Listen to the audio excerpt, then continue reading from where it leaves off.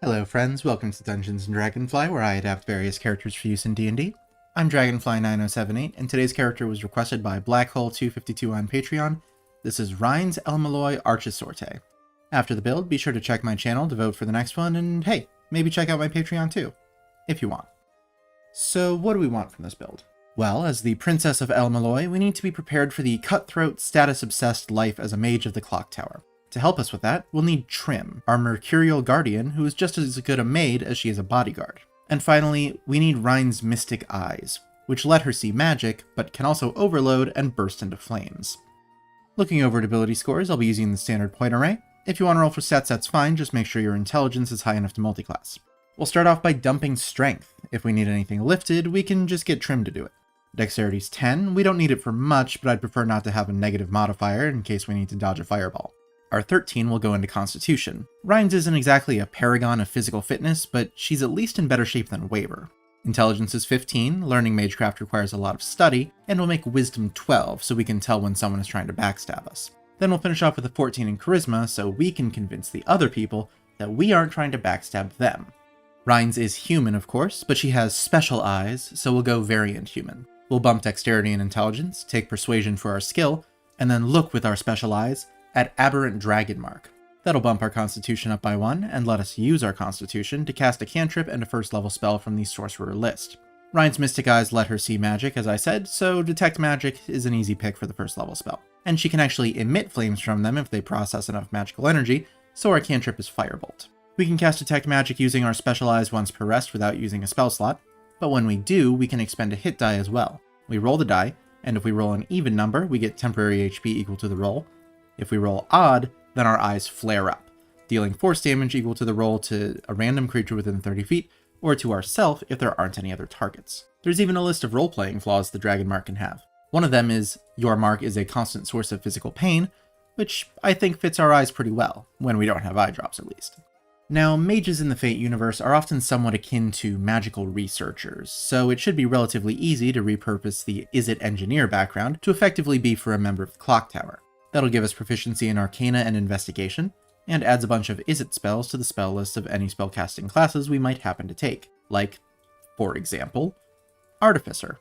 First level Artificers get 2 skills from the Artificer list, I will say History and Nature. We're a magical tinkerer, meaning we can add sensory effects to tiny non-magical objects. We can make them glow, play a sound, give off a smell, display an image, that sort of thing. For cantrips, we'll pick up Mending and Resistance. Mending fixes small breaks in objects, and Resistance adds a d4 to a creature's saving throw.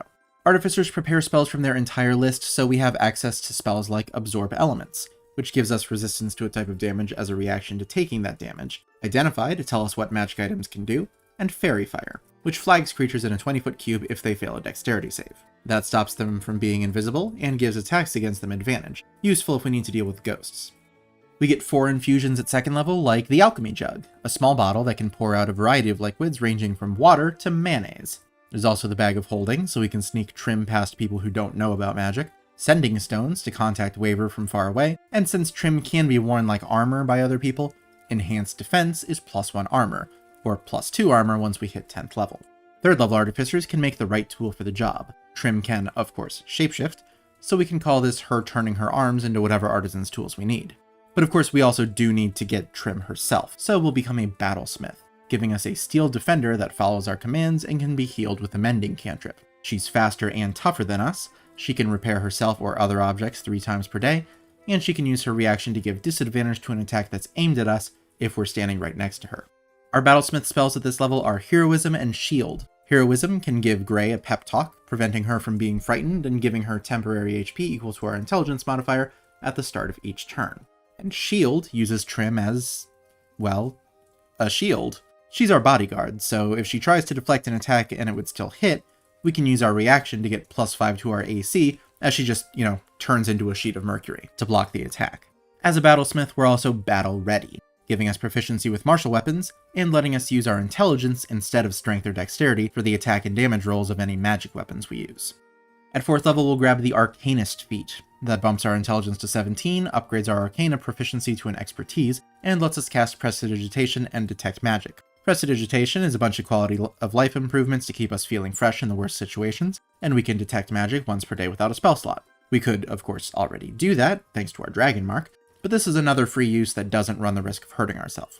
Think of it like our eyes developing a bit further so we can handle using them more. 5th level battlesmiths can attack twice with the attack action, which we don't really do. And their spells are Branding Smite and Warding Bond. Branding Smite requires us to hit with a weapon, which, again, unlikely, so we'll ignore that. But Warding Bond gives Trim an extra +1 to her AC and saves, along with splitting any damage she takes with us, so she lasts longer. I do wish you could point the spell the other way, so we'd be the one to get the extra AC and save bonuses, or even to set it up between 2 people besides ourselves so Trim could be even better armor, but alas, 'tis not the case. We can pick up 2nd level artificer spells here, like Heat Metal. We make a metal object burn red hot, dealing 2d8 fire damage to any creature touching it. They can make a constitution save to try to drop the object, but if they fail, they have disadvantage on attacks and ability checks until our next turn, and we can repeat the damage every turn with our bonus action. There's also Magic Mouth. We can implant a message that's up to 25 words long into an object that then plays when a certain trigger is met. The spell does last until it's dispelled, so the message can be triggered multiple times, meaning with enough time and cast of the spell, we can use this to program responses to certain triggers into Trim, kind of making a really rudimentary personality. All of our tool proficiencies upgrade to expertise at level 6, and we get more infusions. We can upgrade Trim's armor function by making her give resistance to an energy type of our choice, and a spell refueling ring can give us back a 3rd level or lower spell slot as an action once per day. Next, at 7th level, we get Flash of Genius, a number of times per day equal to our intelligence modifier. As a reaction to us or another creature within 30 feet making an ability check or saving throw, we can add our intelligence modifier to that check or save. Then we'll round off our intelligence and dexterity with our 8th level ASI, so Flash of Genius can give us a +4 bonus 4 times per day. 9th level battlesmiths have access to Arcane Jolt, a number of times per day equal to our intelligence modifier when we hit with a magic weapon, or, let's be honest, when Trim hits with an attack. We can either cause the target to take an additional 2d6 force damage, or heal a creature or object within 30 feet of the target for 2d6 HP. We can't use this more than once in a turn, which is actually relevant for Trim, since we can now also cast Haste on her, doubling her speed, boosting her AC by 2, and giving her advantage on dexterity saves, along with an additional action on each turn that she can use to dash, disengage, hide, use an object, or make a weapon attack. For our 3rd level battlesmith spells, Aura of Vitality creates a healing field around us. On our turn, we can use our bonus action to heal a creature within 30 feet for 2d6 HP. This is usually better for patching people up after a combat though, since we do have to use our bonus action to command Trim. We also get Conjure Barrage, which magically replicates a weapon or a piece of ammunition to bombard a 60-foot cone, dealing 3d8 damage on a failed dexterity save, half that on a success. Our last artificer cantrip will be Guidance to go along with Resistance, adding a d4 to a creature's ability check. And our last 2 infusions are the Mind Sharpener and the Cloak of Protection. The Mind Sharpener has 4 charges and regains 1d4 at dawn. When the wearer fails a concentration save, they can use their reaction to spend a charge to succeed instead. And the Cloak of Protection, or in this case the Maid Outfit of Protection, boosts Trim's AC and saving throws by 1. Also worth mentioning, at this level, our Enhanced Defense infusion upgrades to +2 armor. So we've done all this stuff to enhance Trim's combat and defensive capabilities, but what about her abilities as a maid? That's where the spell storing item comes in. When we finish a long rest, we can embed a 1st or 2nd level artificer spell that takes a single action to cast into a weapon or any object that we can use as a spellcasting focus, like, say, any of our infusions. A creature can then use their action to produce the effect of the spell while holding the object. The spell stays in the object until we make another spell storing item, or the spell has been cast from the object a number of times equal to twice our intelligence modifier. Since we're an Izzet Engineer, all of the Izzet spells are added to the Artificer list, meaning we can embed an Unseen Servant spell into Trim's Maid Outfit of Protection. That'll summon an invisible force that follows Trim's mental commands and can cook, clean, do laundry, everything a servant could. The servant sticks around for an hour, and Trim can call it out 8 times, for a total of 8 hours of servanting before we have to recharge it. Our 12th level ASI goes to the Ritual Caster feat, since so much of Magecraft is tied to, formal rituals. We get a book containing 2 1st level ritual spells from a certain class's spell list, and we can cast them as rituals. Plus, we can copy down higher level ritual spells from the same class and cast them as well. I'm going to say Druid for this. That lets us cast Detect Poison and Disease to make sure the other Clock Tower mages aren't trying to kill us, as well as Purify Food and Drink if they are. Plus, we can pick up Locate Animals or Plants later on to use our dowsing to, locate specific kinds of animals or plants that we might need for whatever investigation we're wrapped up in. Taking a break from the more hands-on practical work to dive into the more theoretical, we'll switch over to finish out the build as a wizard. Arcane Recovery lets us regain expended spell slots on a short rest once per day, whose total level is up to half of our wizard level. And we get so many more spells! Okay, cantrips. Reines' element is water, and her magecraft deals with the flow and conversion of minerals, so we'll grab Shape Water and Mold Earth to perform various minor feats like changing the water's flow, briefly freezing it, creating a small patch of rough terrain, or quickly excavating a 5-foot cube of earth. There's also Blade Ward, a handy minor force field that blunts weapon attacks, having bludgeoning, piercing, and slashing damage. The combination of our water element and Izzet Engineer background gives us Create or Destroy Water, useful in a desert or just in a laboratory setting. Many mages also have the ability to create or summon a familiar to scout, spy, and deliver spells, so we'll take Find Familiar too. To deter rival mages, we can set up bounded fields, like Alarm and Snare, to alert us when they enter our space and tie them up so they can't escape, as well as Illusory Script, which hides our writing behind an illusion of different writing, so they wouldn't be able to read our notes anyway. Of course, if all else fails, we can just project raw mana into Magic Missile, a few darts of force that never miss and hit for 1d4 plus 1 force damage each, though that's a bit boorish and looked down upon in magical society. Since Reines' magecraft is about flow and conversion, she's a practitioner of transmutation magic, and can have the time and gold needed to copy a transmutation spell into her spellbook. Transmutation magic is all about altering the properties of something that already exists, like, for example, minor alchemy, which lets us change an object made of wood, stone, iron, copper, or silver into another from that list, though we can't do anything with gemstones. For every 10 minutes we spend on the alchemy, we convert up to a cubic foot of material, and the change lasts for up to an hour with our concentration. Alternatively, we can add to or enhance the properties of an existing creature, with spells like Jump and Longstrider, which triple a creature's jump distance and increase their walking speed by 10 feet respectively. Mages do tend to be a paranoid lot, so we can use Thought Shield to prevent our mind from being read or detected for 8 hours, and Arcane Lock to magically seal a door or window. We can pass through the door normally, as can anyone we designate or anyone who has the password, if we set one up. Otherwise, the door is mostly impassable, and it's harder to break down or lockpick. Now that we're a wizard, we also qualify for the Initiate of High Sorcery feat. We learn 1 wizard cantrip, I'll say Message, and 2 spells depending on which moon we choose, between white, black, and red. Fate is set on Earth, and our moon is white, so we'll go with that, giving us Comprehend Languages, useful for a researcher whose work often involves material from the Age of Gods, and Protection from Good and Evil, so we can keep ourselves from being possessed or frightened by any ghosts we come across. We can also grab Locate Object to douse for more than just plants and animals, and See Invisibility to, of course, help deal with the aforementioned ghosts. Plus, we get another cantrip, so I don't know, Minor Illusion, I guess? Sure, that works. 3rd level wizard spells are all about the bounded fields. Leomund's Tiny Hut creates a hemispherical dome that excludes enemies and lasts for long enough to take a long rest inside. The air inside is warm and dry, and we can make the exterior opaque in whatever color we want. Then Magic Circle makes a 10-foot radius, 20-foot high cylinder that either traps or excludes our choice of fiends, fae, undead, celestials, and or elementals. Whatever creature type we choose can't cross the circle, and can't teleport across it unless they pass a charisma save first. They have disadvantage on attacks against targets across the circle, and can't possess, charm, or frighten through it. We can turn the circle outwards to exclude creatures and protect those inside, or flip it turnways to trap creatures and protect those outside.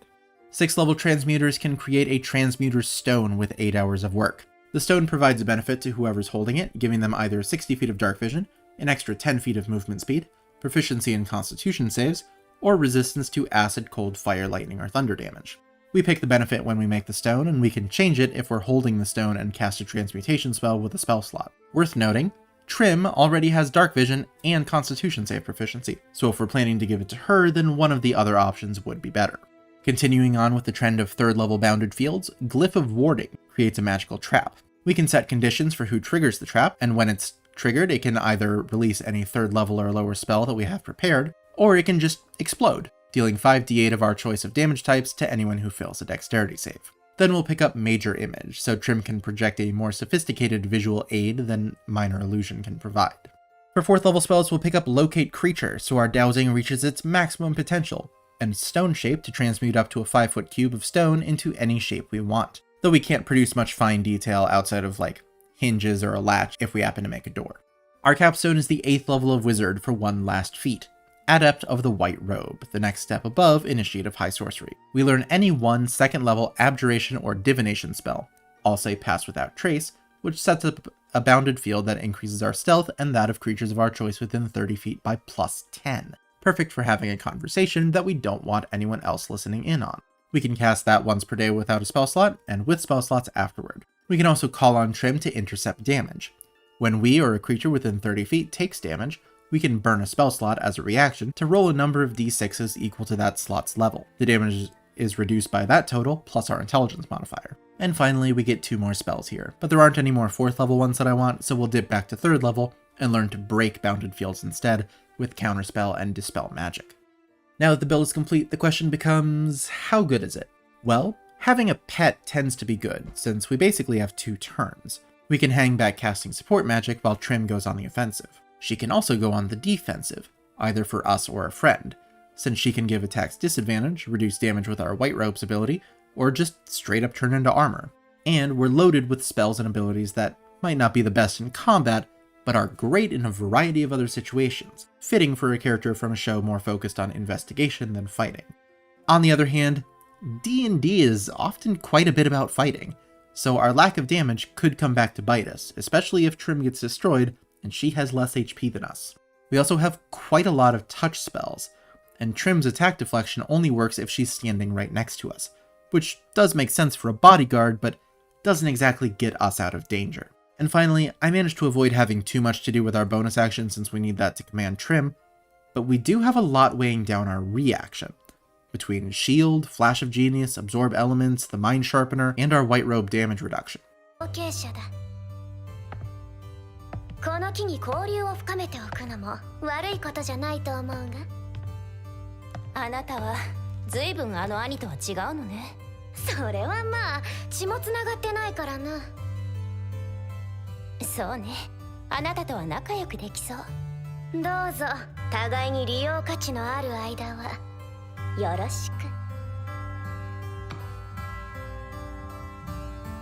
Thank you for watching, friends. I hope you enjoyed the build. Head on over to my community tab if you want to vote for the next character for me to do. This week is between the Medic from Team Fortress 2, Finn the Human from Adventure Time, Mark Watney from The Martian, and our runner-up from last time, also from TF2, the Heavy. If you have any feedback or suggestions for characters you'd like to see me build, please leave them in the comments below and they could show up in a future poll. Leave a like or subscribe if you want to see more, and if you want to support what I'm doing here, you can check the description for the link to my Patreon, for access to the Discord channel, early access to future builds, and exclusive Patreon content. Thanks again for watching. I will see y'all later.